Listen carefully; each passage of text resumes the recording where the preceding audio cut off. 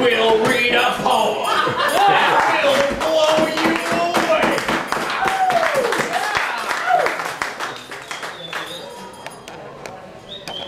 I'll be ringing that far more times throughout this poem. I debuted this last spoken word. This is tons of pages. It's called 387, and Lord knows what happened. And it's for Brett Anamorphs Morphe. And the epigraphs read as: out beyond our ideas of wrongdoing and right-doing there is a field. I'll meet you there. When the soul lies down in that grass, the world becomes too full to talk about. Ideas, language, even the phrase each other doesn't make any sense. Rumi. God can be good and terrible, not in succession, but at the same time. This is why we seek a mediator between us and him. We approach him through a mediating priest and attenuate and enclose him through sacraments. It is for our own safety to trap him within confines which render him safe. Philip K. Dick, Alice. Part 1. The Pilgrimage. Muslims Hajj to Mecca. Catholics pray on all 100 steps leading Us Ouvrant to la Cure le Orto Saint-Joseph du Montréal. I've seen it happen. Many go to see that gay old Sea of Galilee. Young Jewish anarchists fly to Israel so they can march for the rights of persecuted Palestine. Hindus chant to the Chardam. The Shakti Pithas attract Shakti preachers. Buddhists have their Bodhi tree. Japanese pilgrims pass through all 88 temples of Kobo Daishi with bleeding feet round a 1,600-kilometer circuit. Tibetans trip to Lhasa. Party members portage to make peace with Mao, Lenin, Marx, and many other red messiahs. Hippies have made a Hagia Sophia of Amsterdam penthouses. They say nothing of Tupac in my National Geographics, but certainly many affirm the thug life with thug rights. There are reasons to walk on coals, to drive sharp bones through your nose, to deprive yourself of sense. For the sweat lodge, powwow, pilgrimage, on the backs of each undertaking comes a single moment of attenuation. Behind a rock there is a door. Inside that door there is a hole. Down that hole there is an elephant. And upon wondering how it got there, the life of the tribe becomes the life of the tribesperson. The sun's too bright to see the moon, do you know? Back in the 1960s, Commissioner Gordon kept a phone in a glass cake tray from which he could call the Batman. Presumably, somewhere in the Vatican, the Pope's got the same cake tray and a direct line to heaven. Between my desk and my bookshelf, there's a musical cake tray filled with 21 grams of magical mushrooms. The moon-eyed Aztec that sold them to me called them God mushroom, good mushroom, he said in Spaniard's English, turning up the corners of his coy dark lips toward his wisdom ears. Okay, I lied. They come from a monstrous man I met in a Sudbury barroom.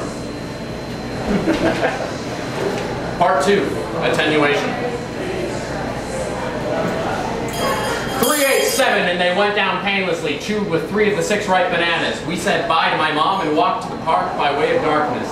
387, and by dim-lit comparison between ourselves and some crazy beatniks, we shot up through the park. A triplet of psychical fireworks, overwhelmed in forest trails, astonishing symmetry, alien women with magic and small dogs. We'd be a higher post sunrise. A sphinx sat on the engulfing sun, spinning low above endless war houses.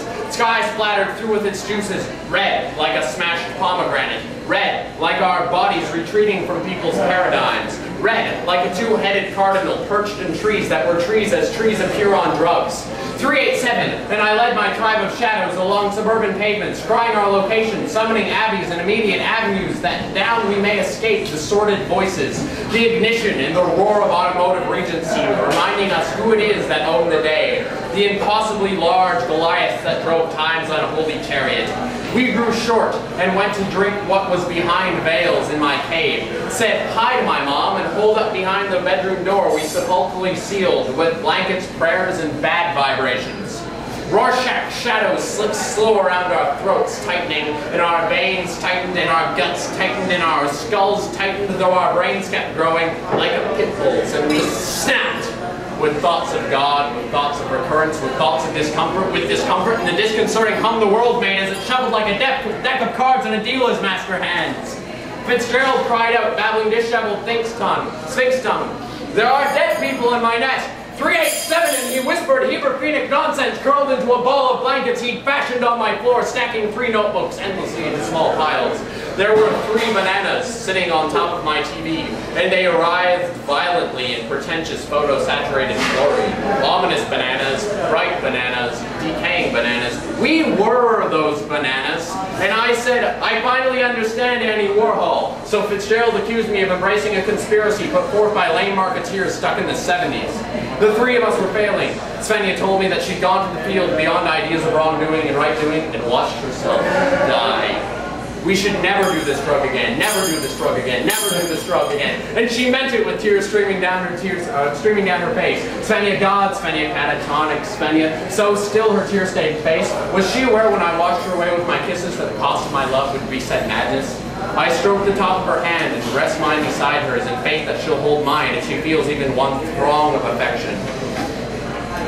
A string of elliptical seconds twists her silence into a spade, wedging its way into my head, de-weeding my hopes I want for her happiness and recovery.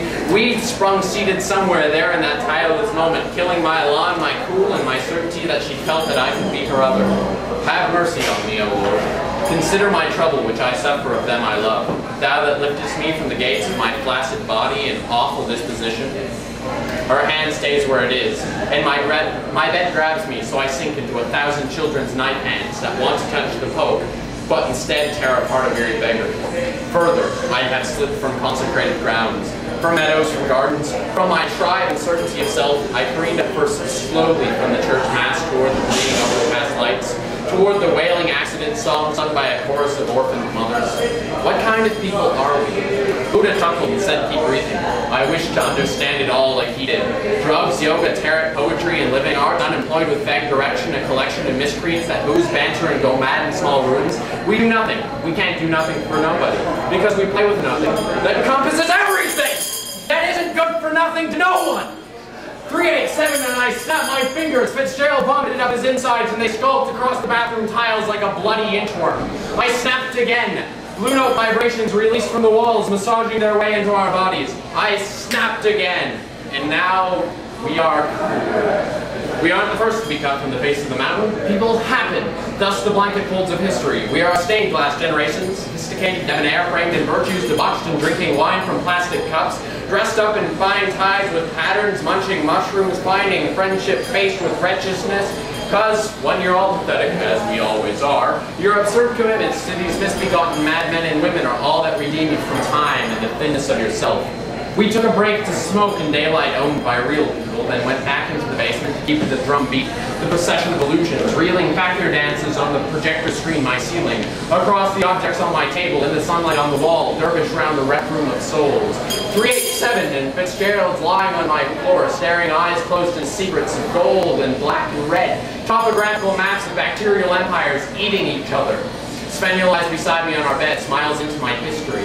Her hand reaches through the blankets like new roots pawing through spring soil and wraps hers around mine like a sporty Tonka truck. My hand that's drawn blood and flowers, my hand that I honor now holding hers, just like a grail filled with cool whispers of frightless voice. 387, and her eyes are as stour labyrinths. All the world drifting to her nebulous left. Soft, kaleidoscoping symbols cascade over everything. Ghost breath blows my vision restless, and I think, Svenja, if I could focus, I'd be focusing on you. Part 3, consummation. The old church blew away this afternoon. It's okay though, it's the old church. The new church is better. It is the same as the old church. It was never what they said. I thought I saw it at one point. I felt it move across my skin. It waved its arms and beckoned. Everything was a hurricane. When it skipped across the grass, I think it was saying to me, come friend, find me. It was brightly colored and moved like a tropical fish. And it blew away. I wanted to go with it. That's okay though. Like I said, it was the old church. The new church is sitting on the couch. He's humming himself a song. The new church is beside me on his bed. She's breathing softly, maybe sleeping. I'm a member of the new church. I'm playing with my fingers. What I'm trying to express is this. For once, I think I know what I'm talking about.